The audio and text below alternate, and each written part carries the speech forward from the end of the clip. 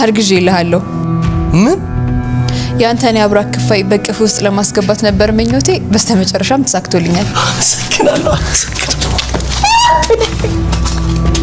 መቼም በእግሬ ቆሜ ባልጨፍርልም ላንተ ደስታ በጭንቅላቴ ሁላ ጨፍርልሃለሁ። አውቃለሁ። እስኪ ንገሪኝ፣ አሸንፋለሁ? እውነት አንቺ ጋር ካለ እውነትሽን ነው? እውነቴን ነው። መቼ? አንድ ቀን ቢረፍድስ? በጭራሽ አይረፍድም። እንዴት? ፈጣሪና እውነት የራሳቸው ጊዜ አላቸው። መርዶ ይመስል በጠዋት ላቶ ዘይት ሚስጥራችን ልዘከዘክለት ነበር። ኧረ እባክሽ። አየህ መሄድ ሲሳን ከብዙ ነገር ነው ወደ ኋላ የምትቀረው። ቆይ ግን ለምንድን ነው የተፈጠረው ነገር ብቻ በስነ ስርዓት ማትነግሪኝ? ግን እኔ ከነፋስ ፈጥኜ ከቃላቷና ከጆሮ መካከል ተገኘ እኮ። እርጉዝ ነኝ አልሽው? አዎ እርጉዝ ነኝ አልኩት። ቆይ አንቺ ምንድን ነው የምታወሪው? አንድ ቀን ይሄ ተረትሽ ይደረስበታል። አታስብ፣ አይደርስበትም። ሆድሽ እኮ መግፋቱ አይቀርም። መቼም ከ9 ወር በኋላ የባለቤትሽ እቅፍ ውስጥ ልጅ እንጂ አሻንጉሊት አትሰጪውም አይደል? እውነቴን ነው። ይህንን ጨዋታ ሳምንት ቢበዛ ደግሞ ወር ብትጫወቺው ነው። ከዛ በኋላ ጌም ኦቨር ትባያለሽ። ኔቨር እኮ። እንዴት? በጭራሽ ይሄ አያሳስበኝ። ይሄ ጉዳይ ካላሳሰበሽ አሞሻል ማለት ነው። አልታመምኩም። እና ታዲያ? የምርም እርጉዝ ስለሆንኩ ነው። ምን አልሽ? አዎ እርጉዝ ነኝ። ልጁ የዴቭ ይሁን አይሁን የማውቀው ነገር የለም። አታፍጥብኝ እኮ። ከዴቭ ሌላ? አዎ ምን ይገርማል? እሱም ቢሆን ነገ ከነገ ወዲያ ሌላ ሴት ጋር ላለመሄዱ ምን ማስረጃ አለ? ሮዛ፣ በዚህ ሰዓት አንተ ከዳዊት የተሻለ ነገር ቢኖርክ ኖሮ ያንተ ልጅ ነበር ወዲ ይዞሽ። ዴቭን አፍቀረሽው አይደለም አያገባሽ? የምነግርሽን የሰማሽኝ አልመሰለኝም። ልጁን በሆዴ ይዣለሁ እያልኩኝ ነው። ያረገዝኩት ደግሞ ማህፀኔን አከራይቼው ሳይሆን አቅፌው ተኝቼ ነው። አንቺ ግን ለምንድን ነው የዚህን ያህል የተቆረቆርሽለት? ማለት ለምን ተቆረቆርሽለት? ምክንያቱም ስለተናደድኩ እኮ። ለምን ተናደድሽ? ይኸውልሽ የወንድሜ ጓደኛ ነው። እንደዚህ አይነት ነገር ሲገጥመው አይቼ ዝም አልልም። ማንም ሰው በህይወቴ ከገባ ለምን እናቴ አትሆንም? መቼም ይቀራላትም። እሺ ወንድሜ ፋይሉ ጠፍቷል። ሉሊት ለብዙ ቀናት ስትለፋበት የነበረው ፕሮጀክት በሮዛ ጠፍቷል ማለት ነው። እሷ ደግሞ ዛሬ ነው የምታውቀው። ገና ለማቅረብ ስትደርስ እዛ ጋር ዴቭ ያለውን ነገር ሊያሳያት ሲል ፋይሉ የለም፣ እዛ ውስጥ ጠፍቷል ማለት ነው። ሮዛ ደግሞ ያደረገችውን ስለምታውቅ እነሱ ፋይሉን ሲፈልጉ ከጎናቸው ተቀምጣ እንደውም ፈገግ ስትል ነበር። ያው እሷ የምትፈልገው ይሄንን ስለሆነ ማለት ነው። ለሉሊት እስከ ጥግ ድረስ ጥላቻ ስላላት እሷ እንደዚህ የምትሰራቸው ነገሮች ወይ ደግሞ የምታቀርባቸው ፕሮጀክቶች የእሷ ህይወት ሲበላሽ ደስ ስለሚላት ለዛም ነው ጠብቃ እሷ ብዙ ቀን የለፋችበትን ፕሮጀክቷን ያጠፋችባት ማለት ነው። ይሄንን ነገር ደግሞ ማንም ሰው አልጠረጠረም። ምናልባት እዛ ጋር ባንቴሮ የእሷን ተንኮል ለሉሊት ያላትን ጥላቻ ስለሚያውቅ ይሄንን ነገር ከሷ ውጪ ማንም ሰው ሊያደርግ አይችልም ብሎ ያንን ነገር ካጋለጣት ማለት ነው። ሮዛ ያው አሁን ላይ በሁሉም ነገር እያሸነፈች ነው። በዚህኛው ዙሩም እሷ አሸናፊ ሆናለች ማለት ነው። ሄዋን የሷን ሚስጥር ሮዛና ባንቴሮ ያላቸውን ሚስጥር ለዴቭ ለመንገር ስትል ነበር ሮዛ እዛ ጋር ጭንቅላቷ ለተንኮልና ለክፋት ብቻ ስለተፈጠረ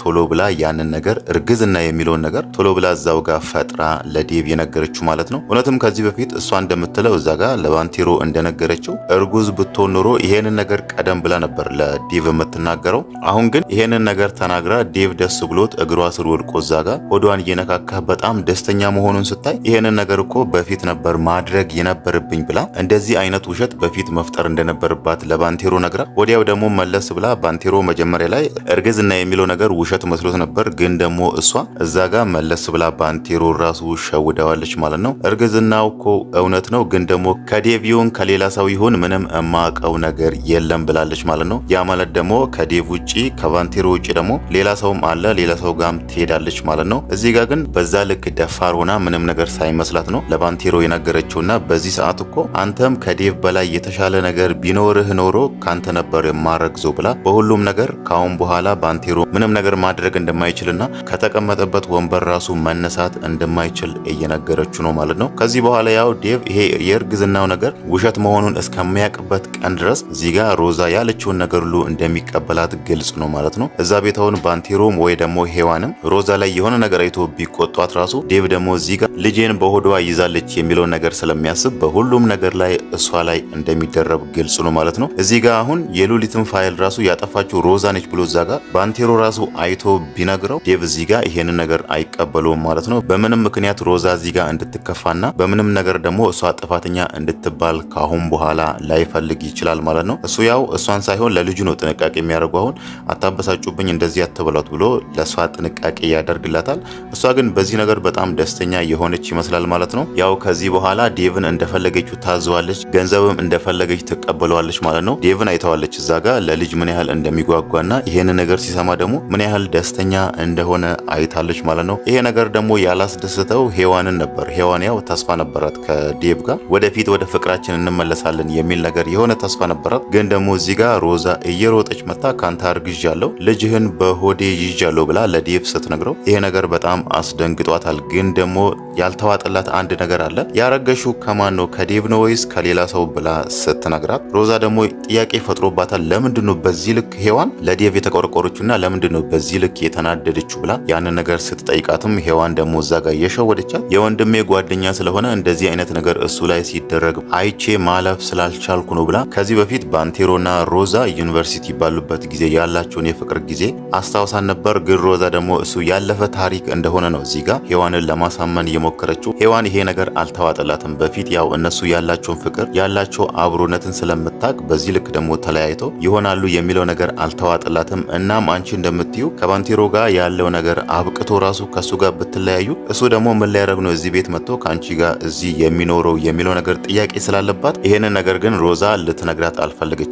አደባብሳ ነበር ያለፈችው። ለዛም ነው ሄዋን እዚህ ጋር ሮዛ ያረገዘችው ከዴቭ ላይሆን ይችላል ብላ እየጠረጠረችው ማለት ነው። ያ ማለት እሷ እርግዝናው ሊፈጠር ይችላል የሚለውን ነገር የሆነ ነገር ጠርጥራለች። ግን ደግሞ እሷ እዚህ ጋር ያላመነችው ከዴቭ ላታረግዝ ትችላለች ብላ ነው ማለት ነው። ሮዛ ያው ዴቭ እና ሄዋን ያላቸውን ግንኙነት ከዚህ በፊት ፍቅረኛሞች እንደሆኑ ስለምንም አታውቅም። ከዛ ቤት የሚያውቀው ዴቭ ብቻ ነው። እሷ መጀመሪያ እዛ ቤት ሲያመጣት የጓደኛዬ እህት ናት፣ ጓደኛዬ ደግሞ ድንበር ላይ ወታደር ነው፣ አሁን ህይወቱ አልፏል፣ ከዚህ ቤት ከወጣች ሌላ ቦታ ማረፊያ የላትም በሚለው በዛ ምክንያት ነበር እሷን እዛ ቤት ይዟት የመጣትና እዛ ቤት ያሉ ሰዎች እንዳለ አሁን ላይ እያመኑ ያሉት ሄዋን የዴቭ የጓደኛው እህት ነች የሚለውን ነገር ነው ያሰቡት። ለዛም ነው እዚህ ጋር ሮዛ ላይ ጥያቄ ፈጥሮባት የሷ የእርግዝናን ነገር ዴቭ ሲሰማ ሄዋን በዚህ ልክ በጣም የተናደደችውና ሮዛም ጥያቄ ፈጥሮባት ለምንድን የተናደድሽው?